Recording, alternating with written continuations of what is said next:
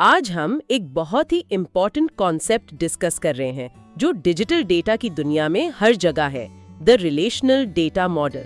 जी हाँ, और इस डिस्कशन के लिए हम बेस कर रहे हैं जावेद हसन सूफी, जो आईटी एक्सपर्ट हैं, उनके काम रिलेशनल डेटा मॉडल का तारुफ पर। ग्रेट। तो स्टार्ट करते हैं बिल्कुल बेसिक आइडिया से। ये रिलेशनल डेटा मॉडल है क्या चीज? देखें, सिंपल टर्म्स में ये डेटा को ऑर्गेनाइज करने का, स्ट्रक्चर करने का एक तरीका है, बहुत सिस्टमैटिक।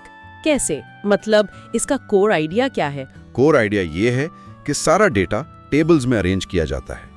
टेक्निकल लैंग्वेज में हम इन टेबल्स को रिलेशंस कहते हैं। अच्छा, टेबल्स या रिलेशंस, ये थोड़ा एक्सेल जैसा साउंड करता है, स्प्रेडशीट्स वगैरह। बिल्कुल, बहुत अच्छी एनालॉजी है। आप समझ लें, हर टेबल एक एक्सेल शीट की तरह है। उसमें रोज होती हैं, कॉलम्स होते हैं। हाँ, रोज और कॉलम्स। तो रोज को क्या कहते हैं इस मॉडल में? हर रो को टपल कहते हैं, या सिंपल वर्ड्स में रिकॉर्ड।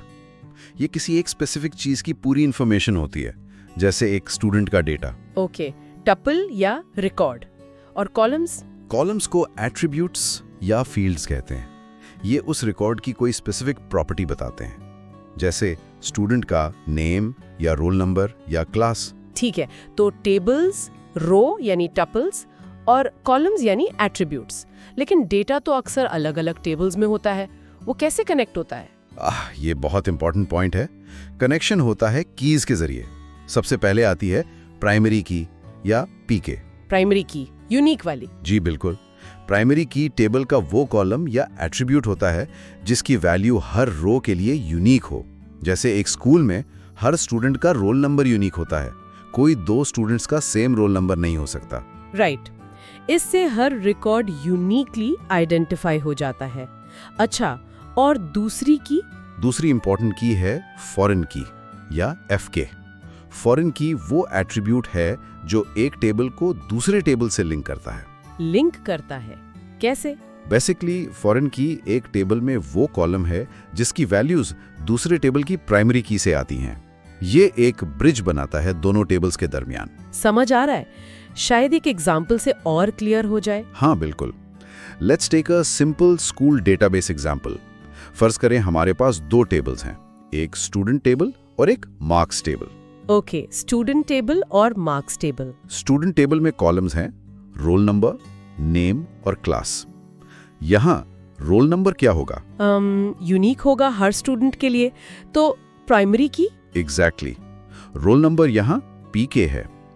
एग्जाम्पल डेटा हो सकता है रो 1 101 आमिर 12, रो 2 102 सना 11, रो 3 103 राहुल 12। देखें, हर रोल नंबर यूनिक है। ठीक है, अब मार्क्स टेबल में कॉलम्स हैं रोल नंबर, सब्जेक्ट और मार्क्स।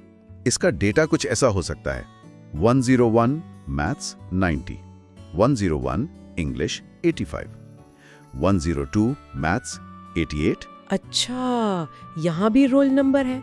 लेकिन एक स्टूडेंट के मल्टीपल सब्जेक्ट्स हो सकते हैं, जैसे 101 के मैथ्स और इंग्लिश दोनों के मार्क्स हैं, तो यहाँ रोल नंबर यूनिक नहीं है इस टेबल में। सही पकड़ा आपने। इस मार्क्स टेबल में रोल नंबर यूनिक नहीं है, लेकिन ये वही रोल नंबर्स हैं जो स्टूडेंट टेबल में प्राइमरी की थे। तो यहाँ रोल नंबर क्या है?